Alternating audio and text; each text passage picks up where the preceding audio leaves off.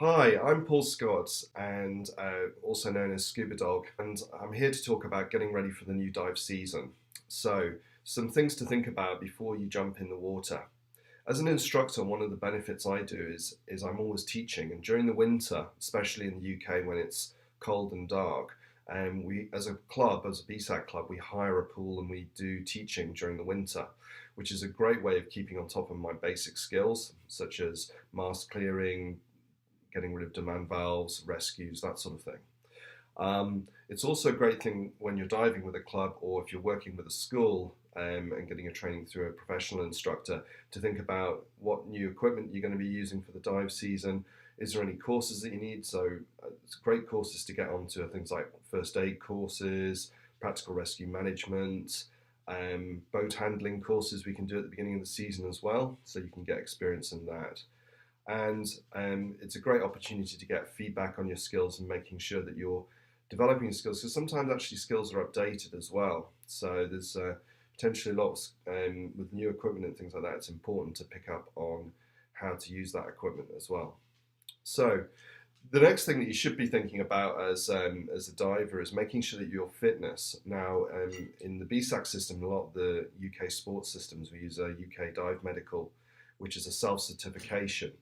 But it's also important to make sure that your cardio, your stamina, your core strength to protect your back when you're carrying heavy equipment, and then also doing stretching exercises such as Pilates, yoga, or Tai Chi to make sure that your body is flexible enough as well, so that you don't pull any muscles when you're in the water.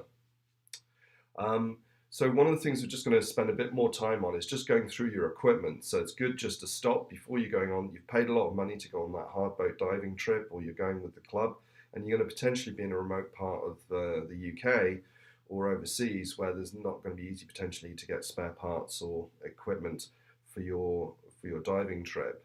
So the first thing that we're going to have a quick look at is regulators. These are really important, and obviously regulators are broken down into two parts. You've got your first stage, which I won't go into too much detail. I use a DIN fitting, but you can also have an A-clamp fitting on that. And what's very important here is just making, we get a lot of salt buildup, and also even a small amount of salt when we put, if we're taking this on and off to get the cylinder redone during the day, refilled during the day, it's quite easy for small salt particles to get in through here and into the first stage, and the salt particles over time can damage um, your first stage and potentially cause creep during the dive season. So I would recommend that you regularly make sure that your everything's serviced here. One thing that you can check that's a sort of user thing is just making sure that the O-ring here is in good condition. Potentially throw that away and get a new one. And then moving on to that, obviously there's other bits of this. So you've got your hoses, which then go into your BC or into your dry suit. These are actually serviceable as well, and you can get rid of a lot of salt gets built up in here and causes them to leak. And a low pressure leak and a high pressure leak can take a while to release, to lose the cylinder, but a low pressure leak could be quite critical. You can lose all of the air out of your cylinder in about 2 to 3 minutes. So it's important to look after these. And these basically, you can service these very easily. Okay. The other thing is just obviously watching for any bubbles coming out of this. There could be this high pressure valve. There's also a swivel valve here. This just needs all to be checked so it's not leaking. And there are a couple of small O-rings in there that need serviced just where it meets the gauge. Your octopus and your main regulator, these get full of salt and rubbish inside them, and also there's some wearable parts in them that do wear down. So eventually what you'll find is you can adjust different regulators, but they'll eventually get to the point where they just won't adjust and they will keep free flowing in the water. One thing that's very important to check is also have a look at your mouthpiece on your regulator. Even a pinprick or a very small hole in here can actually cause or allow a fine stream of water vapor into the regulator, and that's not good for your lungs. If you're breathing in water vapor into your lungs, it can cause potential damage and discomfort when you're diving to your lungs. For example, I'll show you here. You can see here on this one that this is slightly damaged there. so it would be worth changing that for the season. Octopuses tend to, depending on where you position them, can get damaged quite easily. Okay, so going through the regulator, just covered off that very quickly. Next thing to have a look at, very important bit of equipment, is your buoyancy compensator. This can be left, and it can be left with seawater inside, so it's always a good idea to look at the manufacturer's instructions and perhaps use a mild disinfectant. You can usually quite easily unscrew this bit here and then put a mild disinfectant just to clean it out, so that if you're breathing or inflating it from manually, that you're not going to get any nasty bugs back into your lungs. Also just checking that there's no leaks from here, and also just checking whether this needs serviced as well.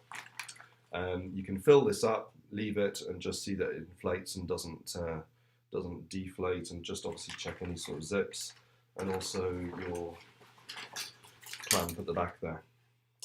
Okay, so looking at the BC, the next thing that we're going to look at is basically your dry suit, which in the UK we use a dry suit quite a bit, and what's important is that you check for the seals on the top, so have a close look at the neck seal. I've used a neoprene one here because in the UK I find it more comfortable when I'm on the boat all day. Latex can be used, and also silicone are two other options. With latex seals, it's important to make sure that when you're looking at your latex seals, just stretch them and look for any cracks or stickiness that's appearing on these latex seals, because they potentially will need changing if they're at the end of life. So that's quite important. Also, just making sure that the other thing that's quite important is your zip. Look for any potential fraying down the end here, which is going to cause any problems. And also, when you look at the zip itself material, you'll notice that sometimes some of it's going white, and you can actually see the stitching. This is at a point where it's going to start failing, and it's going to allow water in, and therefore you're probably getting to the end of your life on your zip. So they are expensive. They can be up to about £150 to replace. So make sure you're looking after your zip and try not to kink it, and also when you're storing it, keep it so that it's not getting kinked in the storage bag. The other thing to look for is obviously just look at your valves here. It's quite common for this valve, and if this valve fails or gets sticky, can get sticky in here, and it's quite easy to self-service or send it off to a local dive shop. These can cause a lot of problems if this starts to stick or inflate, so it's important just to check that. You can also check your valve here. So you've got two different types of valves. You've got this one, which is an automatic dump, and you can also get another one, which is a little valve that you hold up, and there's a little mushroom valve which usually sits on your wrist here. And that's two different ways of dumping the air there. Main thing is you can pop in things like buckets and things like that and get your suit tested. Just make sure that there's no leaks in it. Also just check that the stitching and all the pockets are all functioning the way they should be, and just make sure that everything's there's no stitching work or additional work needing doing on that. Okay, cylinders. Next thing is very important. Actually, this can hold you up. A lot of cylinders, you can get different testing regimes, but legally in the UK we work to 2.5 years for a visual inspection, and every 5 years for a hydrostatic inspection for cylinders that are used underwater for scuba diving. You'll have a stamp which is on here, which just tells you when the cylinder was last tested, this was February 2018. It has an IDES stamp on it, and on typically the shop tends to put on a date, so you know when the cylinder is going to be out of test. Do bear in mind that if you're using these for oxygen tests, that they will for oxygen service, that you'll need to get these cleaned every year as well, if you're sending them to commercial stations.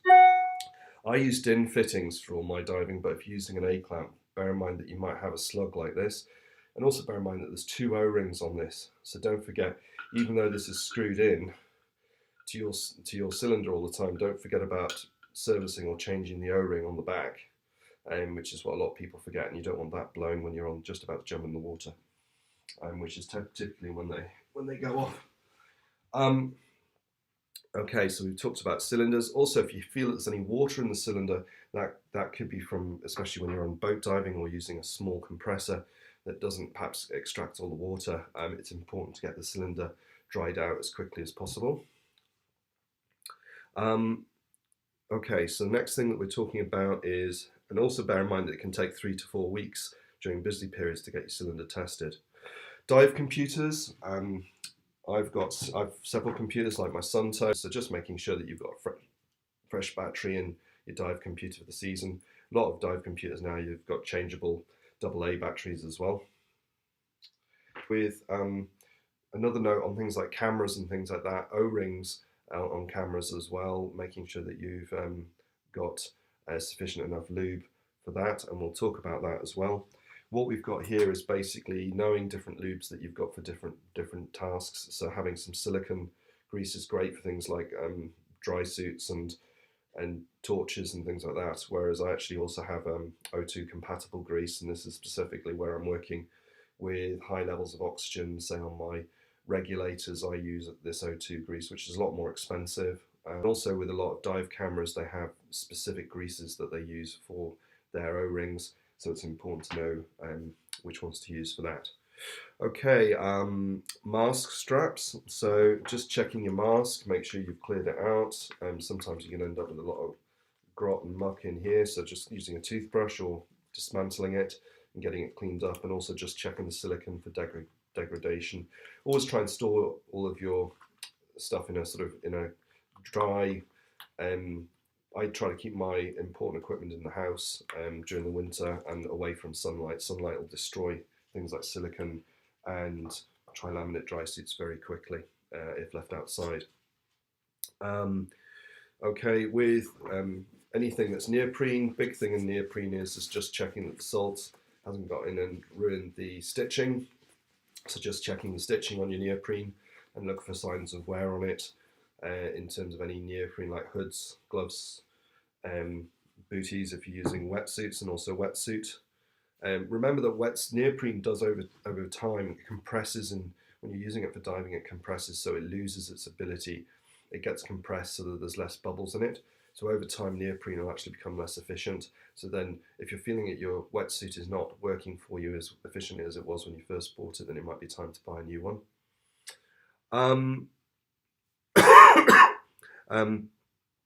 Fins, two different types. I really like this kind of bungee type arrangement. It's very simple. You can carry a load of bungee in your kit bag, so if it snaps or breaks, and a lot of systems now either use a bungee or a steel cord.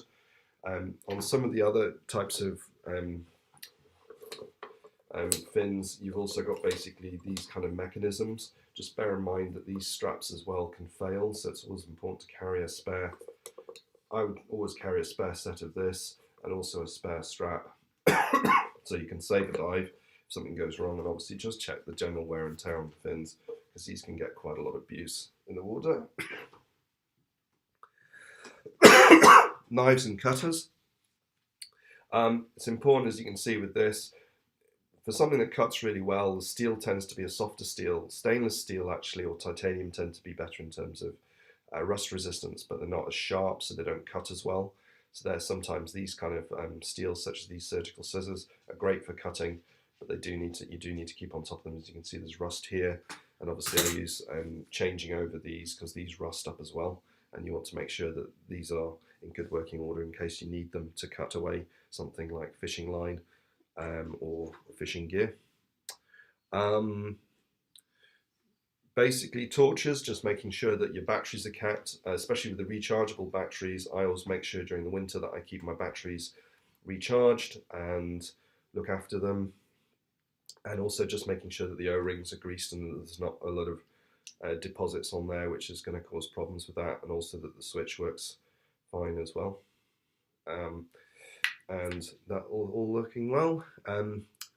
Look as well for things on your weights and belts. So weights and belts, just look for wear and tear on the pockets. Is the material failing, especially on the harnesses?